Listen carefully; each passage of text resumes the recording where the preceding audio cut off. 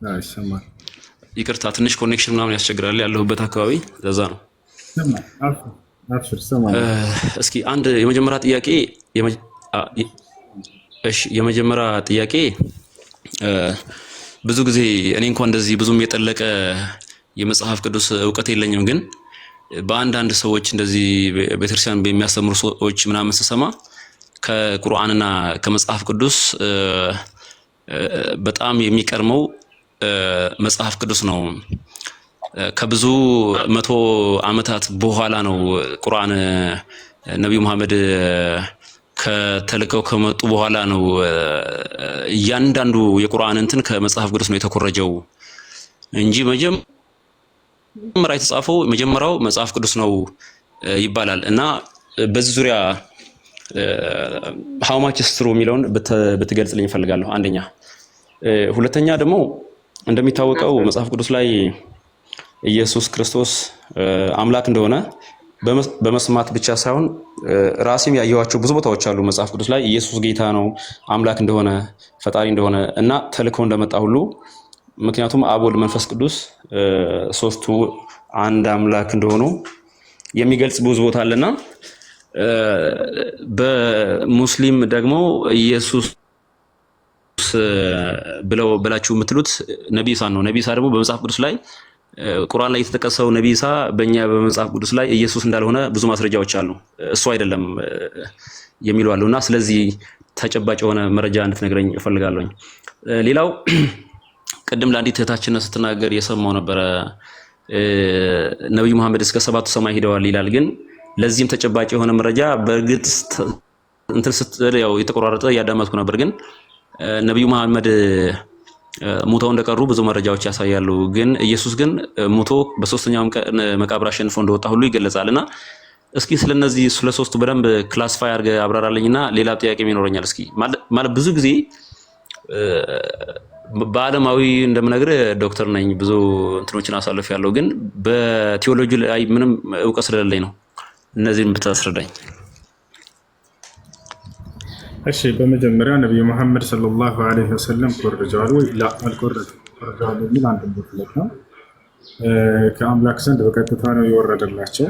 በዚህ ማስረጃ አላህ ሱብሓነሁ ወተዓላ ሲናገር ሜዳል ሜታ አድርጉት አንድ ሜታ አድርጉት። አላህ ሱብሓነሁ ወተዓላ ሲናገር ወኢነሁ ለተንዚሉ ረቢል ዓለሚን ነዘለ ቢሂ ሩሑል አሚን ዐላ ቀልቢከ ሊተኩነ ሚነል ሙንዚሪን بلسان عربي مبين. ይህ ቁርአን እንዴት አድርገው አንተስ እንዴት አድርገው ወኢነሁ ለተንዚሉ ረቢል ዓለሚን አለ። ይህ ቁርአን ከዓለማቱ ጌታ ከአላህ ዘንድ የተወረደ ነው አለ። ተንዚሉል ኪታቢ ሚነላሂል ዐዚዚል ሐኪም። ይህ ቁርአን መወረዱ ከአላህ ዘንድ ነው። አልዐዚዝ አልሐኪም አሸናፊና ጥበበኛ ከሆነው ከጌታችን ከአላህ ዘንድ ይሄ ነው። ስለዚህ ከአምላክ ዘንድ በቀጥታ ለነብዩ ሰለላሁ ዐለይሂ ወሰለም የመጣ ቃል እንጂ የተኮረጀ አይደለም። ይወቻላራ ይሄ ነው። ሌላኛው ሁለተኛ ጥያቄ ምን ነበር? እስኪ አስታውሱኝ፣ ወይንም አስታውሱኝ። የተናንሳ ለማስታወስ ያክል እኔ ራሴ እነግራለሁ። ሁሴን እንትን ነው አሁን ካልከው ላይ ቁርአን መቼ ነው የተጻፈው? እስኪ ማለት አሁን መጽሐፍ ቅዱስ በኦሪት ዘመን እንደነበረ ይነገራል። ማለት በኢየሱስ ክርስቶስ ከመምጣቱ በፊት ነው የጻፈው ይባላል። ለዛም አንዳንድ መረጃዎች እንደሚያመለክቱት ቁርአን መቼ ነው የጻፈው ነው? ወይስ በኦርቶዶክስ እንደሚታመነው እውነትም ቁርአን ነው የሚቀድመው ወይስ መጽሐፍ ቅዱስ ነው የሚቀድመው? አሁን ስለ መጽሐፍቶቹ እየጠየክ ነው ወይንስ ስለመጣው ቃል ከሆነ ኮርጇል አልኮርጃ ከሆነ ጥያቄ አልኮርጁም ከአምላክ ዘንድ የመጣ ነው ይታል አይደለ? አሁን ስለመጻፉ ከሆነ ደግሞ ማንጻፋቸው ወደሚለው ልንመጣ ነው። ይሄ ቃል የመጣው ከማን ነው ወደሚለው ልንመጣ ነው። መጽሐፍ ቅዱስ ማን ነው የጻፈው? ማን ነው የጻፈው?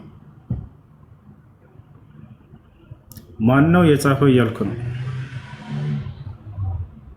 መጽሐፍ ቅዱስ ትክክል ነው። መጽሐፍ ቅዱስ የተጻፈው አንዳንድ መረጃዎች እንደሚያሳዩት ሰዎች ናቸው። በእርግጥ ግን በእግዚአብሔር ወይም በፈጣሪ መንፈስ እየተመሩ የተለያዩ ሰዎች በተለያየ ዘመን እንደጻፉትኝ ብዙ ማስረጃ አለ።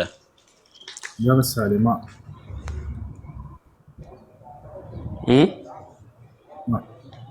አንድ ምን አልከኝ? ለምሳሌ ማን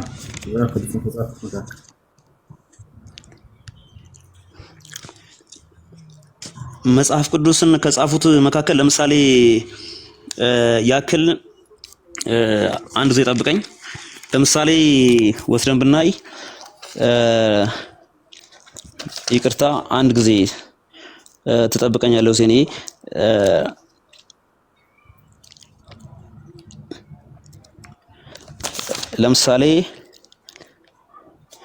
ለምሳሌ ምን ይላል መሰለህ? ይሰማል ድምጼ? ምን ይላል መሰለህ ሳይሆን ማን ይሰማል? ለምሳሌ የመጽሐፍ ቅዱስ ባለቤቱ እግዚአብሔር ሲሆን ጸሐፊዎቹ ግን ከእርሱ የተላኩ ቅዱሳን ሰዎች እንደሆኑ መረጃዎች ያሳያሉ። ለምሳሌ ያክል ሊቀ ነቢያት እኮ አዳምጠኝ ሁሴን አዳምጠኝ። ለምሳሌ ሊቀ ነቢያት እየተባለ በመጽሐፍ ቅዱስ የሚጠቀሰው ሙሴ ጻፍ ተብሎ ከእግዚአብሔር ዘንድ ተነግሮት እንደጻፈ መረጃዎች ያሳያሉ። ለምሳሌ ጻፍ ተብሎ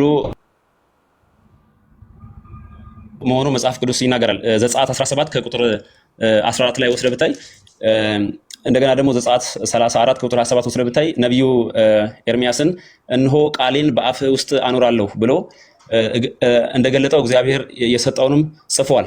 አየህ፣ ያ ማለት እግዚአብሔር እየተናገራቸው በመንፈስ እንደጻፉ ይገልጻል። ለዚህ ማስረጃ ዘጸአት 17 ከቁጥር 14 ላይ ወስደህ ብታይ ይሄን ይናገራል። ዘጸአት 17 ከቁጥር 14 ላይ ወስደህ ብታይ ዘጸአት እሺ መልካም። አዎ 14 ላይ ወስደህ ብታይ እግዚአብሔር ጻፍ የሚለውን ቃል እንደነገራቸው ያሳያል።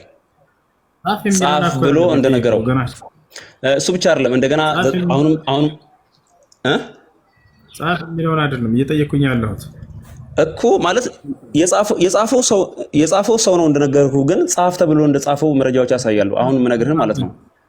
ዝም ብሎ ራሱ በዘፈቀደ ወይም በራሱ ፍላጎት የጻፈው ሙሴን የጻፈው አይደል? ብሉይ ኪዳን ሙሴን የጻፈው ሄሎ ብሉይ ኪዳንን ሙሴን የጻፈው ነው እያልከን ያለህ አይደል? ወጣህ ጌታ ሰውና ተመለስ። እሺ ጥያቄ ያላችሁ ቀጥሉ። ሰላም አለይኩም። ወአለይኩም ሰላም ወራህመቱላሂ ወበረካቱ። አንድ ጥያቄና አንድ ደግሞ ጥያቄ ልበለው ልመና አለኝ አንተን። በመጀመሪያ ያው እንግዲህ በዲን እኔ ብዙም አልገፋሁም በዲን ግን እና እንደዚህ አንዳንድ ጊዜ ሲያመኝ ምናምን ያው አንዳንድ ክርስቲያን ጓደኞች አሉኝ እና ጸበል እስኪ ውሰጂኝ ምናምን እላት ነበረ። እና ያው ለምንድን ነው እኔ አሁን አንተ እሱ ሽርክ እንደሆነ ብዙ ጊዜ ስታወራ ስሰማ እንትን አለኝ። ግን እኔ በዛ ሰዓትም ያው እኔ ከማሻረክ አንጻር ሳይሆን ያው እንዴት ነው ያስቀመጠውን እቃ የሚያገኘው ያስቀመጠው ሰው ነው። የጠፋን እቃ የሚያገኘው ያስቀመጠ ሰው ነው የሚባል ነገር አለ። ገባክ? ያው ሲሩ ምንም ካለ እርስ በርስ ይተዋወቃሉ አይነት ነገር ከማሰብ ነው። ገብቶሃል አባባሌ? እና ገብቶሃል አባባሌ? ምሳሌ ንግግር እና ይገባኝ ቃል በቃል ነው የሚባለው። ቃል በቃል ከሆነ ያው እንግዲህ ሲሩ ላይ ምኑ ላይ ማን እንዳለ ታውቃለህ። ወደ ጸበል ሄጃለሁ ነው አይደል? ወደ ጸበል ሄጃለሁኝ እና ምንድነው አልሄድኩም ግን ውሰጂኝ እላት ነበረ። አንድ ቀን እንሂድ ያው እሷ ስላልተመቻትም አልሄድንም እና እንሂድ ምናምን እላት ነበረ። ግን ያው ከአንተ ጋር ስሰማ ደግሞ ያው ሽርክ እንደሆነ ስትናገር ሰማሁኝ። ግን እኔ በዛም ሰዓትም ከማሻረክ አንጻር ሳይሆን የሰሩት ብዙ ጊዜ ያው እዛ አካባቢ ያሉ ሰዎች ሊሰሩ ስለሚችሉ እንዲህ አይነት ነገር እርስ በርስ ይተዋወቃሉ ከሚል አንጻር ነው እንጂ በሌላ አልነበረም። በእርግጥ እንግዲህ ሽርክ ከሆነ ያው ብያታለሁ ነው ባጭሩ። እህት ጊዜ እንትን ለማለት ሰጅንጅ ብያታለሁ። ይሄ እንዴት ይታያል ነው በኢስላም? ሰጅን ብያት። እሺ ተሳስተሻል። አይቻልም። መሲሁ ከነቢያት መካከል አንድ ነቢይ ናቸው። በምድር ላይ በነበረ ጊዜ ይፈውስ ነበር ወይ ክርስቶስ ዒሳ ኢየሱስ? አዎ ይፈውስ ነበር። የታመሙ ሰዎችን የመፈወስን ተአምር አምላኩ ሰጥቶት ነበር። ገብታችኋል አይደል? በምድር ላይ እያለ መሲሁ ዒሳ ዓለይሂ ሰላም ማየት የተሳናቸውን ለምጽ ያለባቸውን ይፈውስ ነበር። መተው ሰዎች ያመውና አልፈውሰን ቃል ይፈውሳቸዋል። አላህ ይህን ስልጣን ሰጥቶት ነበር ለነቢዩ ሰለላሁ ዐለይሂ ወሰለም እንደሰጣቸው። ነቢያችን ሰለላሁ ዐለይሂ ወሰለም ማየት የተሳናቸውን ይፈውሱ ነበር። ከዕለታት አንድ ቀን ሰውየው መጥቶ አንቱ የአላህ መልእክተኛ ሆይ እኔ ከተወለድኩ ጀምር ማየት አልችልም አላቸው እና ማየት ፈልጋለሁኝ አላቸው። ወዲያው ሰውየው እዛው ቦታ ላይ እያለ ነቢያችን ሰለላሁ ዐለይሂ ወሰለም በአምላክን አላህ ለመኑለት፣ ወዲያው ፈውሰላቸው። ወደ አይኑ እያየ ሰውየው ሄደ፣ ተመለሰ። በእጃቸው ፈውሰዋል። ማየት የተሳነውን ሰው አመጡላቸው ነቢ ሰለላሁ ዐለይሂ ወሰለም። ፈበሰቀ ፊ ዐይነይሂ ፈሹፊየ ከአን ለም የኩን ቢሂ ወጅዕ፣ እትፋሉበት አይኑ ላይም ይላል። ከዛ ወዲያውም ተፈወሰ ብለው የአይን እማኝ ሰሃቦች መስክረዋል። መሲሁም ይህን ተአምር ተሰጥቶ ነበር። ነገር ግን ነቢያቶች ይህን ተአምር የሚያደርጉት በምድር ላይ ሳሉ ነው። መሲሁ ካደረገ በኋላ ወደ ሰማይ ከሄደ በኋላ ምድር ላይ ምን እንደሚከሰት አያውቅም። እንኳን አይደለም በእርሱ ስም የሚሰራ ጸበል ሄደው ሰዎች ሊፈወሱ በዚያ ቦታ ላይ ማለት ነው። ማስረጃ አሳያቸዋለሁ። ነቢያችን ሰለላሁ ዐለይሂ ወሰለም አይንን እንዳበሩ እንደፈወሱ አሳያቸዋለሁ። ችግር የለውም። እና መሲሁ ምን ይላል ሲናገር ወኩንቱ ዐለይሂም ሸሂደን ማ ዱምቱ ፊሂም ብሎ ይናገራል። የትንሣኤ ቀን አላህ በሚጠይቀው ጊዜ ሰዎች ሲያመልኩህ ነበር አምልኩ ይብልሃል ወይ ብሎ ይጠይቀዋል። ይህን የሚጠይቀው ሳያውቅ ቀርቶ አይደለም አምላካችን አላህ። መሲሁ በአንደበቱ ግን እኔ አምልኩኝ አላልኳችሁም ብሎ እንዲመሰክርባቸው ዘንድ ነው። ወየውመል ቂያመት የኩኑ ዐለይሂም ሸሂዳ ስላለ በቁርአን ላይ አላህ ምን አለ? የትንሣኤም ቀን በእነዚህ በሚያመልኩት ሰዎች ላይ ይመሰክርባቸዋል ብሎ ነግሮናል።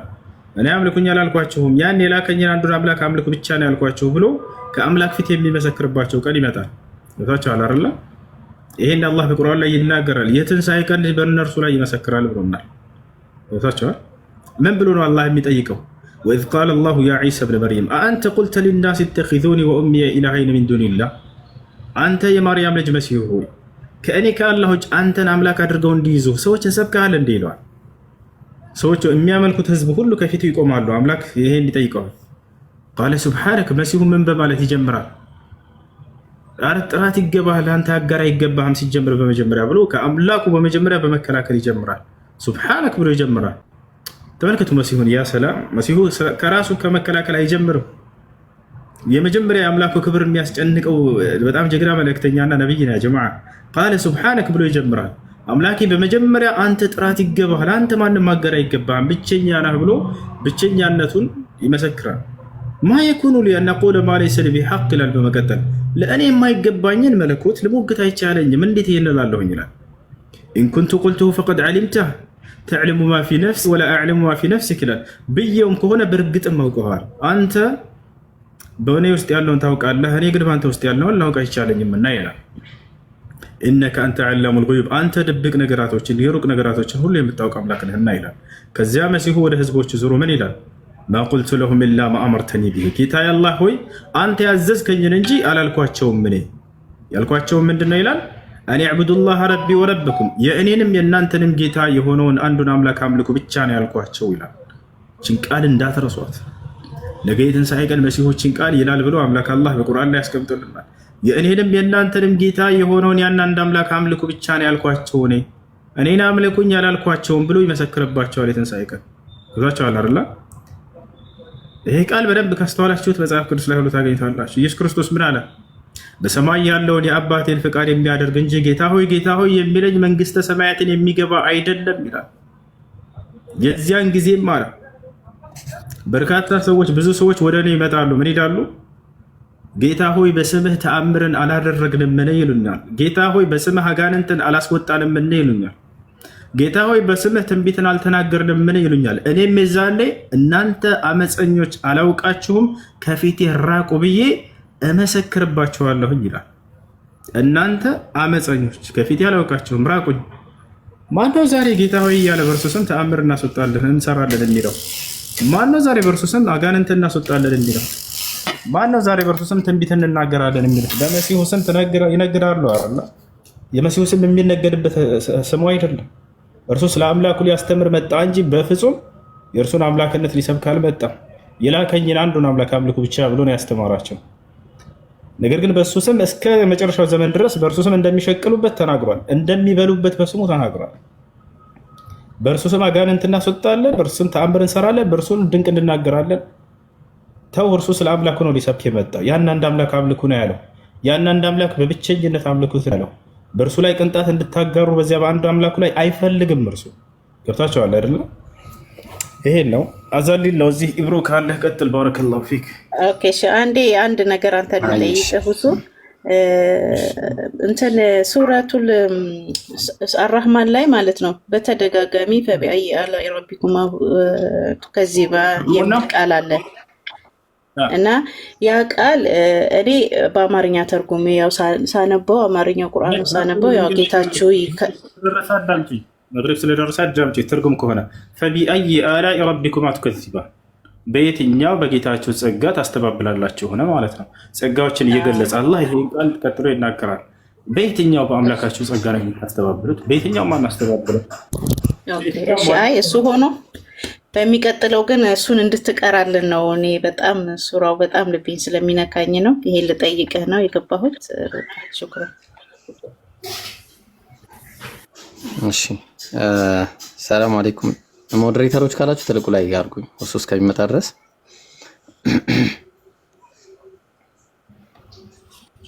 ሞዴሬተሮች ካላችሁ አላችሁ?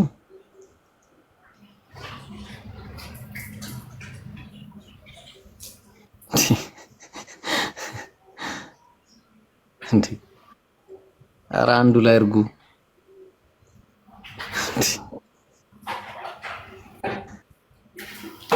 ትልቁ ላይ አርጉ። እሺ ቅድሚያ ለክርስቲያን ነው የምሰጠው ኢንሻአላህ። ሃሚ ክርስቲያን ነሽ?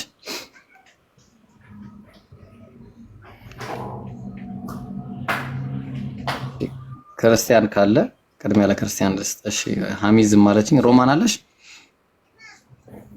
እና 5000 ሰዎች አላችሁ። ሁላችሁም ፎሎ አርጉኝ። እሺ ሁላችሁም አለው። ሮማን አቤት። ደህና ነሽ? እንዴት ነሽ? እግዚአብሔር ይመስገን። አለን። እኔ የምልሽ እሺ ጥያቄ ልጠይቂ ነው የመጣሽ ወይስ ልጠይቅሽ?